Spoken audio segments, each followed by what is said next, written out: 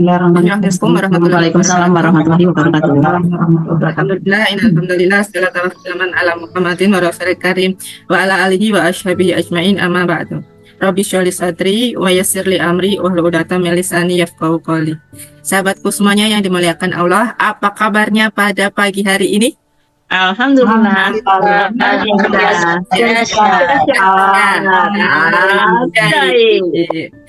Masya Allah, terima kasih buat sahabat dalam Zoom spesial investasi terbaik untuk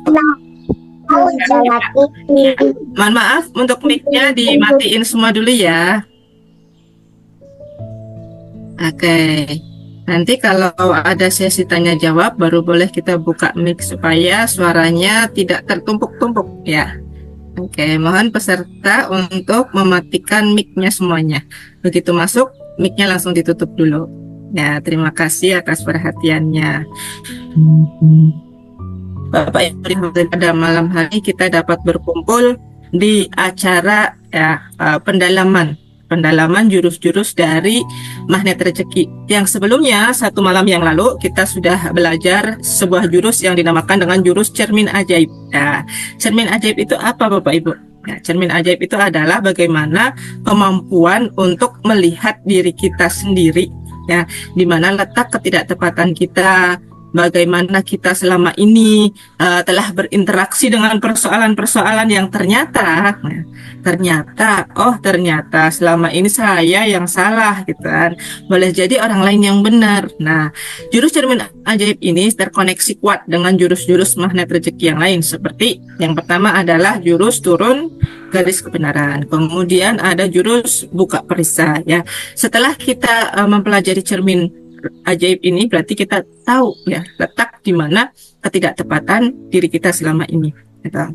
Seperti Gurunda Ustadz Nasrullah, begitu ada persoalan gitu ya, ART-nya atau asisten rumah tangga beliau gitu, ternyata beliau kehilangan barang-barang di rumah. Nah, ternyata kehilangan barang-barang di rumah itu tidak lain dan tidak bukan diambil oleh asistennya.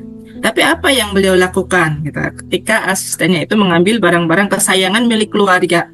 Nah, tidak dimarahi, tetapi beliau turun garis kebenaran. Oh, saya yang salah gitu. Di sini saya bercermin. Kenapa ada persoalan? ART saya ambil barang-barang saya, ternyata saya menjelaskan MR keluar tapi tidak ke dalam. Nah, seperti itulah yang terjadi. Akhirnya Allah menegur gitu Gurunda Ustadz Nasrullah, bahwa seharusnya kamu juga memperbaiki ke dalam, gitu. Memperbaiki ke dalam artian lingkungan yang terdekat. Nah, lingkungan yang terdekat diri kita, gitu ya.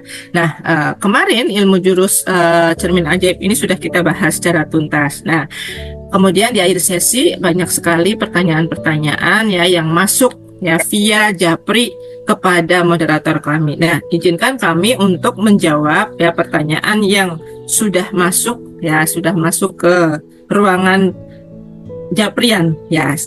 Saya bacakan dulu dan mudah-mudahan ya yang bertanya ada di ruangan ini ya, karena ini penting sekali untuk didengarkan. Bagaimana kita tahu menempatkan jurusnya, bagaimana nanti kita tahu untuk bisa prakteknya ya. Nah, teman-teman semuanya, di sini saya akan membacakan ya sebuah pertanyaan datang dari Bunda Sakya. Ya, Bunda Sakya ini berdomisili di Timika. Ya. Saya mengapresiasi teman-teman yang di wilayah Papua ini ya, ada Pak Ahmad, kemudian Bunda Sakya ya, Masya Allah ya, mungkin di sana ya, hampir jam 10 malam, tapi luar biasa sekali semangatnya ya untuk belajar mengikuti Zoom infak terbaik ini. Nah, pertanyaan dari Bunda Sakya ya. Pertanyaannya adalah, saya punya persoalan dalam kesehatan. Akhir-akhir ini asam lambung selalu kambuh. Nah, apakah saya juga harus bercermin untuk mengatasi asam lambung ya? Bagaimana caranya? Mohon penjelasannya. Oke, terkait dengan ketidaksehatan ini ya Bunda Sakya. Saya cari dulu Bunda Sakyanya sudah hadir belum ya? Semoga sudah hadir. Bunda Sakya mana ini? Sudah hadir. Assalamualaikum Bunda Sakya. Waalaikumsalam, Bu, maaf tutup kamera karena kurang Apa sehat. kabar Bunda Sakya? Alhamdulillah sehat. luar biasa dahsyat. Dahsyat ya, semangatnya luar biasa ya Bunda. Sekarang jam berapa di sana Bunda Sakia? Udah mau hampir jam 10. Iya, memasuki jam 10. Oke, masih semangat ya Bunda ya untuk mengikuti Zoom Infak terbaik ini. Bagaimana nanti kita akan mendapatkan dibimbing langsung praktek LOT. Oke ya. Baik Bunda Sakia, ini terkait dengan persoalan ketidaksehatan. Ketika kita punya ketidaksehatan, penyakit apapun itu ya, untuk ketidaksehatan kita boleh tidak menggunakan disiplin kata ya. Katakanlah itu asam lambung atau MAH gitu ya. MAH itu ya 80% ketidaksehatan manusia ya, beban mental, spiritual, perasaan kita yang nyambung akhirnya ke seluruh sel-sel otak. Dari otak itu kan dikirim sinyal bahwa ketidaknyamanan dalam diri kita ya. Ketika kita tidak nyaman, otak pun merespon ya. Otak merespon bahwa oh ini tubuh sedang tidak baik-baik saja. Nah, ketika tubuh tidak baik-baik saja, perasaan tidak baik-baik saja, dan jantung itu kan berdegup kencang ya, memompa dengan sangat kuat, kemudian masuk aliran darahnya yang tidak terkontrol ya, kemudian mengalir ke seluruh penjuru tubuh, dan pada akhirnya ya sistem kerja metabolisme kita tidak sempurna. Awalnya dari pikiran ya, dari perasaan kita, dari pikiran perasaan yang tidak baik-baik saja. Kemudian ketika otak merespon bahwa kita enggak sehat, dia mengalirkan sinyal-sinyal ke seluruh tubuh. Nah, pikiran kita yang enggak sehat tuh gitu. Awalnya adalah pikiran kita yang enggak sehat. Ketika otak merespon bahwa pikiran enggak sehat, otomatis tubuhnya juga alirannya tidak sehat. Apa yang dialirkan oleh tubuh, darah, sel-sel kemudian menjadi ketidaksehatan. Nah, asam lambung itu bermula dari pikiran yang berlebihan. Itu benar. Satu. Terus yang kedua, bisa jadi itu ada faktor genetik dari keturunan ya, keturunan misalnya dari ibu itu menurun kepada anak-anaknya. Nah, ini pengalaman saya sendiri, bicara dengan pengalaman penyakit ketidaksehatan asam lambung. Yang saya lakukan adalah ya setelah mengenal MR, dulu saya bolak-balik masuk RS Bunda. Karena apa? Penyakit tipes. Ya, tipes itu bermula dari pencernaan yang tidak sehat. Ya, pikirannya dan lain-lain yang berlebih sehingga memicu ya kadar asam yang ada di dalam lambung kita menjadi enggak baik. Nah, kemudian memicu ketidaksehatan kita. Nah, ketika asam lambung naik, otomatis ya respon tubuh juga tidak baik. Nah, tipes itu kan karena virus juga dari luar kan. Begitu ada virus sedikit yang menempel ke dalam tubuh kita, tubuh kita zat imunnya itu turun. Nah, zat imunnya turun. Setelah tubuh kita zat imunnya turun, mudah sekali ya menyebar ke seluruh tubuh, akhirnya tidak sehat. Nah, setelah itu ya bolak-balik saya masuk RS gitu kan. Udah beberapa kali saya masuk RS karena penyakit ketidaksehatan di lambung. Kemudian dalam perjalanan tahun gitu ya, akhirnya saya menemukan ilmu MR ini. Ketika saya menemukan ilmu MR, oh saya berlatih mengolah pikiran dan perasaan. Saya berhasil mengolah pikiran perasaan saya, alhamdulillah Bunda. Dari awal masuk MR sampai sekarang, saya tidak pernah mengunjungi RS. Nah, untuk diri saya sendiri gitu ya. Kalau untuk menjenguk orang lain sudah pasti gitu kan. Dan anak-anak saya pun, keluarga saya pun ya, keluarga inti saya tidak pernah masuk RS dari awal belajar MR. Karena apa? Saya meng-LOP gitu. Saya bahagia gitu. Saya sehat paripurna, saya afirmasi setiap hari gitu. Saya sehat. Gitu. Seperti itu Bunda. Kemudian apa hubungannya dengan cermin ajaib? Nah, mungkin ya ini refleksi. Allah menegur kita untuk melakukan refleksi. Ya, cermin ajaib itu adalah jurus untuk muhasabah, melihat dari dalam diri kita cemongnya di mana gitu. Saya mau masuk ruang Zoom, saya harus dandan gitu. Melihat ke dalam cermin, penampilan saya bagaimana gitu kan. Nggak mungkin saya hadir di depan Bapak Ibu dengan muka yang pucat gitu kan. Kemudian mungkin tanpa bedak gitu kan. Mungkin nanti ayah ibu melihat saya semuanya ini Bunda kita kok menakutkan amat wajahnya gitu. Nah, yang bisa melihat ketidaktepatan kita adalah cermin dan orang lain, bukan diri kita sendiri. Nah, maka ketika sebelum orang lain mengingatkan kita, oh kamu salahnya di sini, lebih baik kita ngaca dulu, ya cermin aja dulu gitu. melihat apa yang nggak pas dari dalam diri kita. Nah, lalu ketika dihubungkan dengan penyakit ketidaksehatan asam lambungnya, berarti di situ ada garis kebenaran yang harus saya turunkan, satu. Dan yang kedua, saya harus melepaskan kemelekatan. Artinya saya harus menerapkan jurus RFF. Nah, release, forget, forgive. Rajin-rajin memaafkan orang. Nah, ketika saya mengenal ilmu MR, saya banyak belajar untuk memaafkan orang. Saya pernah menulis sebuah artikel, saya kirim di grup RFFLOP ya Bunda ya, memaafkan orang seperti yang diajarkan oleh Ustadz siapa itu kemarin ya, yang di Telegram gitu. Maafkan orang paling tidak 70 kali dalam sehari gitu. Karena Rasulullah aja bilang istighfar astagfirullah 70 kali dalam sehari kan gitu kan. Itulah yang diambil kita jadikan landasan fondasi. Misalnya suami kita ngomong nggak benar sama kita gitu, atau mungkin anak kita berperilaku yang tidak baik sama ibunya gitu. Maafkan. Nah, satu orang berlaku 70 kali supaya kita nggak cepat emosi, nggak cepat marah. Ketika emosi kita tinggi, nyetrumnya ke lambung. Ketika lambung sudah tidak baik-baik saja, menjalar kemana-mana. Ya, tipes itu bisa komplikasinya Bunda ke batuk, ke paru-paru, gitu ya. Saya pernah melihat seorang remaja, gitu ya, puterinya teman saya meninggal gara-gara tidak sehat tipes ya. Nah, setelah tidak sehat tipes itu dia itu batuk-batuk, itu mengeluarkan ingus, itu sering pilek, pusing dan lain sebagainya. Memang seperti itu yang saya rasakan juga seperti itu. Lambung itu rasanya tidak dingin, panas gitu kan, sampai ke ulu hati, nyeri gitu. Nah, ikhtiar untuk batinnya itu gitu. Kita bercermin dulu, melepaskan kemelekatan. Ya, maafkan orang. Satu. Kemudian yang kedua, ya, selain ikhtiar untuk spiritualnya supaya perasaan batin kita tenang, ilmu magnet rezeki ini adalah ilmu untuk membuat batin kita tenang. Sebab salah satu dari sifat rezeki adalah suka kepada orang yang penampilannya bagus, jiwanya tenang, kan? Rezeki nggak suka sama orang yang suka marah-marah, spiritual matternya nggak terjaga, jiwanya minus, itu nggak suka gitu kan.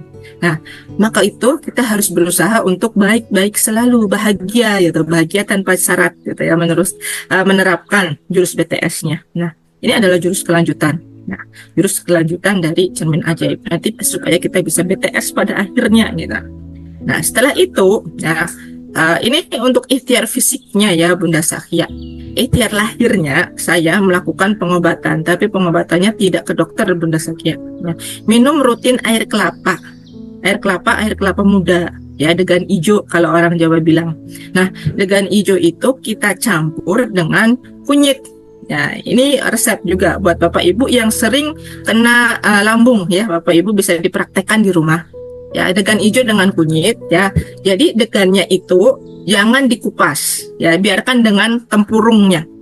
Kemudian kita buka di bagian atasnya saja. Setelah itu kunyit ya, dua jari Bapak Ibu bisa kupas kunyit, kemudian dipotong-potong, masukkan ke dalam air kelapa hijau itu. Beri madu, kemudian beri serai ya, serai atau orang Jawa bilang kami jorok, batang serai gitu. Diberi dua biji aja gitu, digeprek, masukkan. Kalau Bunda Sakya doyan jahe, bisa tambahkan jahe 1 ruas jari, digeprek aja. Setelah itu diapain? Direbus. Merebusnya dengan tempurungnya. Tempurung dari degan kelapa hijau. Ini resep yang saya sudah praktekkan ya, ketika saya tidak sehat pulang dari RS, saya minum itu terus rutin selama 1 pekan. Alhamdulillah lambung saya baik-baik saja di kemudian hari sampai sekarang. Nah, itu udah Bunda Sakya 7 hari berturut-turut saya minum itu, alhamdulillah sembuh gitu, sambil memperbanyak istighfar dan sholat tahajud, sholat malam gitu ya, sholat taubat juga untuk membuka perisai, ampuni saya salah, saya siap belajar gitu. Itu ikhtiar fisiknya itu. Ini juga salah satu resep yang diresepkan oleh seorang dokter yang juga spiritualis ya, yaitu Dokter Zaidu Akbar gitu ya. Sebelum saya kenal Dokter Zaidu Akbar, saya sudah dikasih tahu sama nenek saya dulu gitu, dan saya praktekkan, alhamdulillah saya sehat. Satu. Kemudian untuk pemeliharaannya, yang kedua, pemeliharaan setelah kita melepas ya kemelekatan itu adalah terus belajar ya. Jangan kita kemudian sudah ajaib nih, sudah sembuh, lambungnya enak sekali gitu, nyaman, kita nggak mau belajar, nanti bisa kena lagi penyakitnya gitu. Jadi kita tidak boleh lepas dari komunitas gitu, tetap lanjutkan belajar supaya terus ajaib ya, karena keajaiban itu perlu dijaga. Nah, kalau perawatan setelah tidak sehat lambung, yaitu tetap minum kunyit dan jahe. Ini rutin saya lakukan sampai hari ini, gitu. Rebusan kunyit dan jahe direbus, nggak usah pakai air kelapa hijau lagi. Tapi kalau mau ditambahkan seperti itu lagi setiap hari tidak masalah, karena tidak ada efek sampingnya. Karena ini adalah resep herbal, gitu.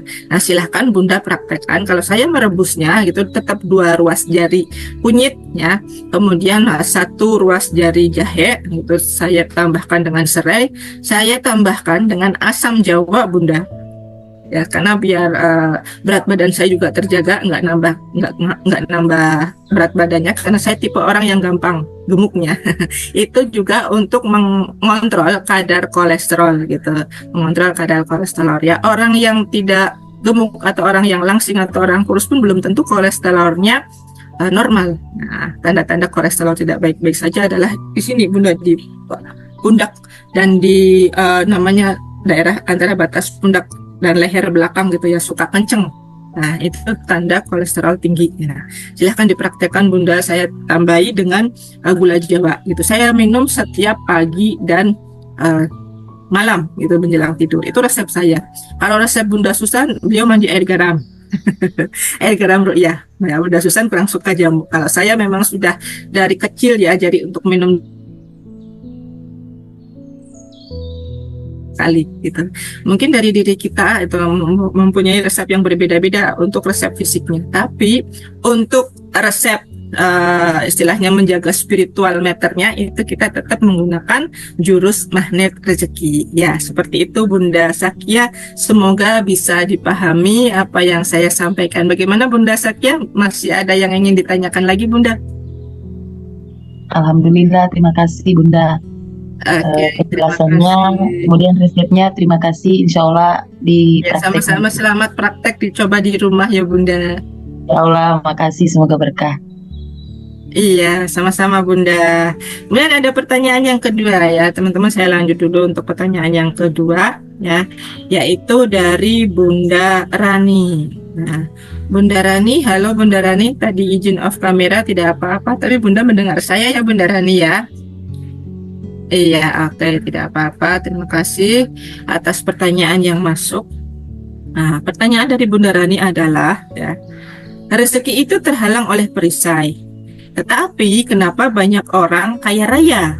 Padahal orang tersebut bisa dikatakan orang dolim atau orang yang non-Islam, ya, jauh dari sholat dan sebagainya. Nah, ini pernah dibahas oleh gurunda kita Ustadz Nasrullah dalam satu jurus yang namanya lain ladang, lain ilalang. Ya, lain ladang, lain ilalang. Saya spill sedikit buat teman-teman yang ada di ruangan Zoom, bahwa dalam jurus ini gurunda Ustadz Nasrullah bilang setiap dari umat manusia itu rezekinya sudah tertakar, tidak akan tertukar, baik dia yang muslim maupun yang belum muslim. Nah, mengapa cukong-cukong konglomerat ya, taipan-taipan sana pemilik Facebook itu non muslim semuanya? Tapi mereka kok baik-baik saja, rezekinya yang banyak ya, rezekinya tetap banyak gitu. Pemilik Twitter ya, X, kemudian ada lagi pemilik Telegram, kemudian ada founder Alibaba, pemilik Shopee, e-commerce ya, dan lain sebagainya. Kenapa gitu? Kenapa kekayaan di dunia ini nomor 1 dipegang oleh orang non-Islam? Jadi memang sudah takarannya dari Allah seperti itu. Mereka diberikan kekayaan, disegerakan di dunia, tapi bagian di akhiratnya tidak ada. Beda dengan orang Islam, ya, beda dengan orang Islam. Orang Islam itu di dunia ini mungkin bagian-bagiannya tidak kaya sekaya orang non-Muslim. Kan? Ada ujian, musibah, cobaan, tapi ya, persoalan-persoalan yang mengelilingi kita itu sebenarnya adalah anugerah dari Allah untuk menguji kesabaran kita, menguji bagaimana diri kita mampu bertahan di dunia dengan persoalan gitu kan. Tapi kan sifat dan polanya setelah kita diuji kita ajaib. Dan setelah ada kesulitan pasti ada kemudahan. Janji Allah itu sudah pasti dalam surat Alam Nashrah ya, Al-Insyirah kan. Setelah kesulitan ada kemudahan, beserta ketidakmudahan ada kemudahan. Itu ada 2 kali di ayatnya Allah menyebutkan itu. Nah, ini yang dinamakan lain ladang lain ilalang, sudah jatahnya sendiri-sendiri Bunda gitu. Jatahnya porsinya sendiri-sendiri. Porsi mereka disegerakan kaya raya di dunia, menikmati surga dunia gitu. Tapi porsinya umat Islam adalah ya menikmati surganya Allah yang sesungguhnya, bukan di sini. Di sini adalah tempat ujian gitu kan. Tidaklah seorang hamba ya akan masuk surga melainkan harus diuji terlebih dahulu. Maka ketika kita ada persoalan, ada bungkus permen, ya udah kita terima karena kita memang makhluk surga, mau aja pengen kembali ke sana. Seperti itu Bunda. Ya, jadi kita nggak boleh merasa iri ya dengan orang-orang yang non-Islam. Kenapa mereka kok tambah kaya sedangkan saya kok hidupnya di sini merana gitu. Lah Bunda mau pilih yang mana? Bahagia di sini tapi nanti di akhirat kita masuk neraka celaka gitu. Apa kita nggak apa-apa ada ujian di sini tapi yang penting saya tetap iman, saya tetap Islam, nanti di akhirat kita akan masuk surga. Nah, karena surganya Allah itu pasti. Seperti keajaibannya Allah di dunia juga pasti gitu kan. Allah bisa mengajaibkan kita di dunia, apalagi Allah mengajaibkan kita sampai di akhirat. Itu bukan perkara yang sukar, bukan perkara yang sulit bagi Allah. Semua bagi Allah adalah urusan yang mudah gitu. Maka bergembiralah orang-orang yang beriman, bergembiralah orang-orang yang diuji gitu kan. Karena sesungguhnya negeri akhirat itu pasti datangnya itu pasti. Ya, dengan tanda-tanda yang ada di alam dunia ini juga sudah kelihatan kok, gitu kan? Sudah kelihatan dan semakin jelas bahwa kita ini adalah umat akhir zaman. Semakin jelas gitu. Kita Rasul sendiri pernah bilang bahwa umur umat Muslim itu nggak nyampe 1.500 tahun Hijriah. Ya, sekarang aja sudah 1.445 mau ke 46 gitu kan.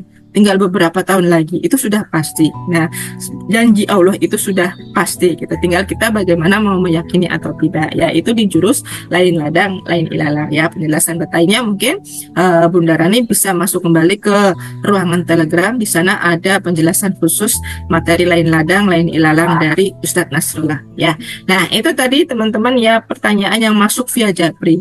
Dan saya juga barangkali teman-teman ada yang mau bertanya langsung tentang materi cermin ajaib sebelum kita masuk ke materi berikutnya, yaitu materinya LOP ya. Bagaimana praktek langsung sebuah zikir yang bisa menarik rezeki supaya mudah datang ya, yang akan dibawakan oleh Bunda Susan Arkanisa. Nah, sebelumnya barangkali ada yang mau bertanya, silakan open mic, buka suara. Saya mau bertanya langsung tentang jurus-jurus dari MR. Silahkan ya, atau mau diketik lewat chat juga boleh Bunda-Bunda dan ayah semuanya. Oke, ada yang mau bertanya lewat chat atau mau langsung? Saya Bunda tanya. Baik, ini dengan Bunda siapa? Bunda Ainis. Bunda Ainis, silahkan Bunda Ainis. Begini Bunda, selama praktek magnet rezeki saya hampir jalan masuk ke 3 tahun ya.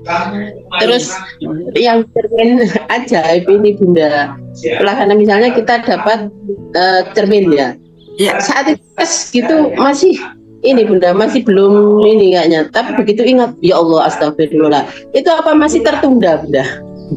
Kan kira-kira gitu. Begitu ada orang yang dolimi, ada orang yang dolimi gitu misalnya yang mendolimi. Bunda, iya, Bunda menerapkan jurus cermin ajaibnya belum paham gitu. Saya letak ketidaktepatannya bagaimana begitu Bunda? Iya. Ada orang yang mendolimi begitu Bunda. Dapat cermin itu langsung Bunda, kayak hati ini kayak gimana ya, masih kayak belum ridho, tapi begitu beberapa saya gini langsung dirubah gitu, enggak langsung gitu, gimana ya Bunda, enggak langsung begitu ada ujian enggak langsung terima syukuri. Iya. Nah, itu gimana caranya Bunda? Iya. Untuk ketika terjadi tumbukan pertama yang perlu kita terapkan jurusnya pertama kali jurus apa Bunda, masih ingat Bunda? Ya, buka ketika tadi perisai. ditemukan Iya. bukan perisai, jurus wow keren. Iya, wow keren, jurus LOP Bunda gitu. Oh, keren ya. Oh, kerennya itu kayaknya Bunda. Masih belum tembus ya. Oh, keren tapi di dalam nanti. Ya berarti wow keren di sini dengan di sini masih beda ya Bunda ya. Nah, ini Bunda, kalau wow keren kita bisa menerapkan di tumbukan yang pertama wow keren langsung oke gitu.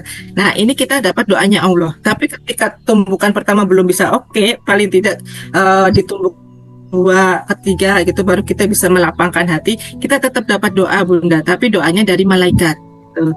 Artinya ketika kita lapang dada menerima persoalan, menerima bungkus permen itu yang sudah terjadi buat diri kita gitu kan.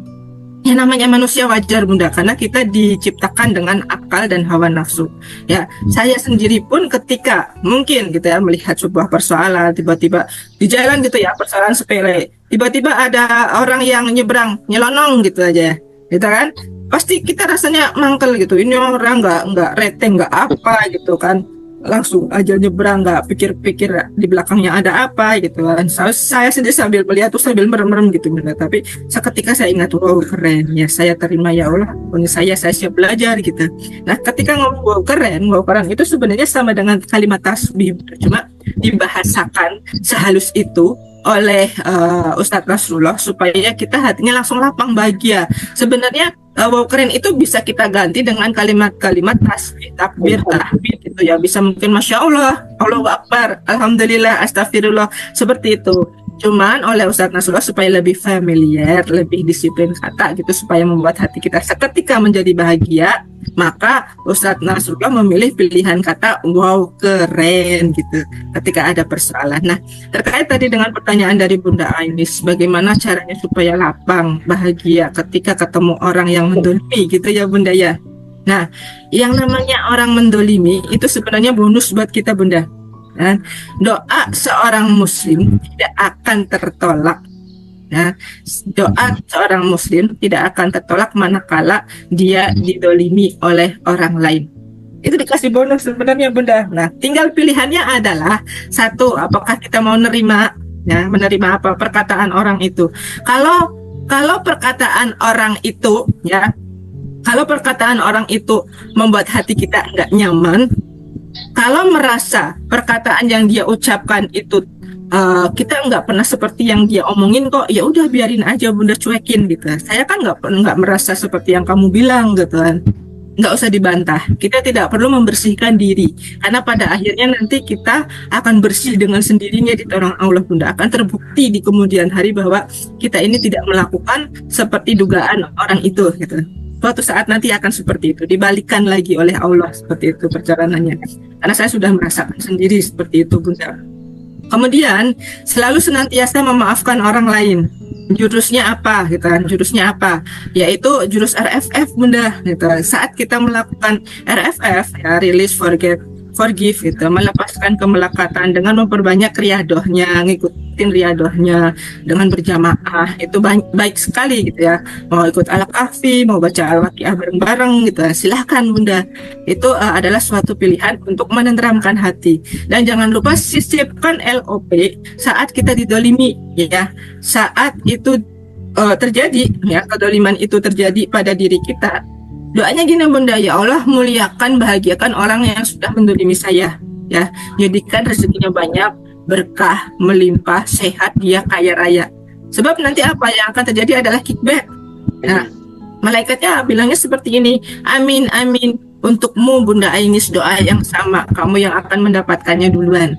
Kayak gitu Bunda ya. Jadi kan orang yang mendolimi itu kita nggak, apa istilahnya orang Jawa bilang misu ya Bunda ya gitu. Kita nggak mengucapkan kata-kata yang jelek ke dia. Kita mengucapkannya selalu yang baik-baik saja.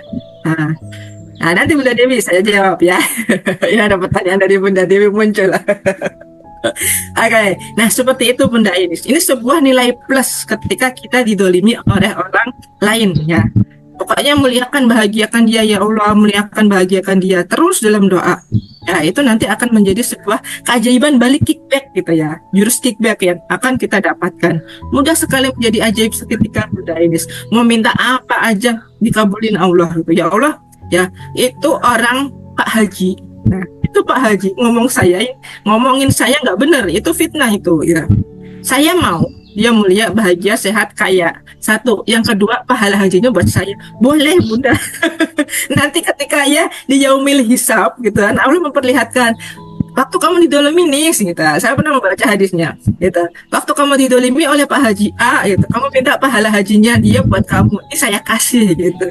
Ya nanti di amalan timbangan yaumil mizan kita mendapatkan pahala-pahala yang tidak pernah kita duga Bunda. Gitu. Allah sudah berjanji itu mendapatkan pahala-pahala dari orang-orang yang satu suka menggibah ya, dua ya orang-orang yang mendolimi kita. Nanti Allah bilang kamu mau minta apa dari orang itu gitu. Seperti itu Bunda ya, hadis kutsinya ada, Rasulullah pernah menjelaskan seperti itu ya. Bunda ini seperti itu dapat dipahami Bunda. Ya Bunda, terima kasih. Iya. Iya, nanti kalau ada pertanyaan kita menyambung di chat ya Bunda. Mungkin malam ini kita giliran gitu ya. Nah, tambahan dari Bunda Susan, spiritual metal plus 6, jiwa pengabdian Bunda. Ya, mengabdi kepada apa? Allah Bunda, mengabdinya ke Allah gitu ya, ditambahi supaya hati kita mudah legowo seperti itu ya Bunda. Ini tambah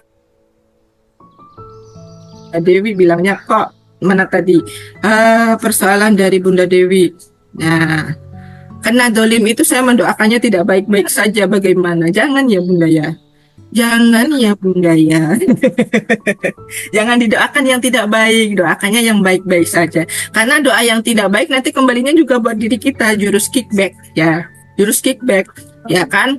Mulutmu adalah harimaumu. Ada pepatah yang bilang gitu kan, harimau, gitu.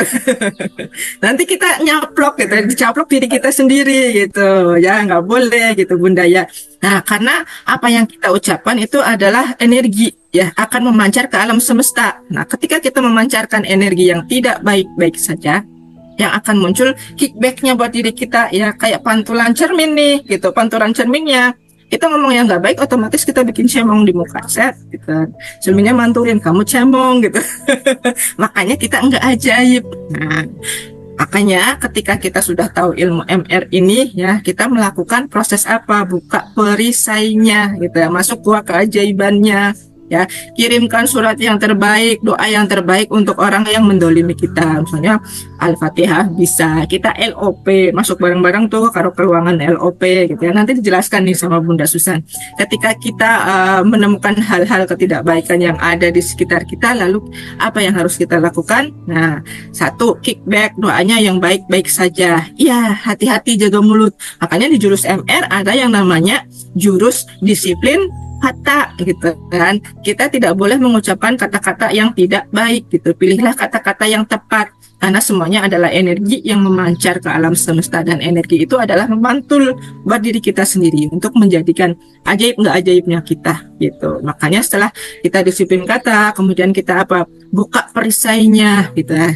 Buka perisainya, turun garis kebenarannya. Boleh jadi dia dolim. Itu pantulan dari cermin saya yang dulu, dosa-dosa yang dulu sama Allah nih. Makanya Allah kasih dia di hadapan saya. Allah itu negur saya lewat dia gitu.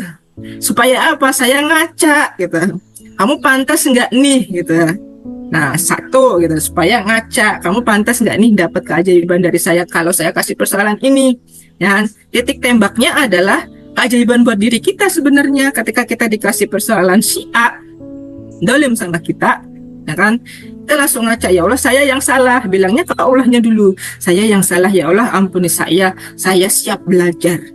Nah setelah itu kita lakukan proses salat taubat pakai jurus terumbu karang ya. Bunda Dewi mungkin pernah ikut THMR ya, jurus merawat terumbu karang, melakukan sholat taubat dengan afirmasi terumbu karang, muliakan bahagiakan dia ya Allah, jadikan ruhnya memaafkan aku gitu ya. Pakai afirmasi dulu di jurus terumbu karang, baru sholat taubat 2 rakaat atas nama dia gitu yang menyakiti kita. Ya itu efektif, ampuh banget gitu ya. Saya pernah gitu ya, pernah didolimi sama seseorang. Ketika saya langsung praktek buka perisai tapi menggunakan afirmasi terumbu karang, nah, langsung satu malam ajaib Bunda. Orangnya besok paginya ketemu saya, wah senyum-senyum bahagia, ramah bukan main ya. Ya Allah kok secepat ini ajaibnya, saya dalam hati begitu gitu. Sampai bertanya-tanya sendiri, nggak percaya gitu. Biasanya ini orang kayak begini kok satu hari doang, satu malam doang kok bisa seperti ini gitu ya. Wah Bunda Pita gini gini gini lah, Masya Allah. Saya bantuin ya, saya bantu. Wah efektif banget ini jurusnya gitu kan. Perisai rezeki terbuka, terumbu karang terjaga, disiplin katanya apalagi gitu kan. Nah inilah gitu ya, luar biasanya Allah gitu. Kalau Allah sudah ngasih persoalan, wah itu pasti ada permen manisnya gitu, anugerah yang harus kita syukuri, bukan dipandang sebagai musibah. Karena persoalan untuk umat muslim itu sebenarnya adalah anugerah, bukan musibah ya. Kalau musibah itu adalah untuk orang yang tidak Islam gitu ya. Ya, untuk yang tidak Islam itu musibah, dikasih bencana, dia tidak bersyukur, mengeluh dan lain sebagainya karena tidak mengenal Allah. Itu yang dinamakan musibah ya. Kalau untuk umat muslim itu namanya ujian, tantangan, persoalan. Pasti ada solusinya, pasti ada permen manisnya. Nah, seperti itu ya Bunda Dewi, dapat dipahami ya Bunda. Mudah-mudahan dapat segera ajaibnya Bunda, tetap semangat dan istiqomah.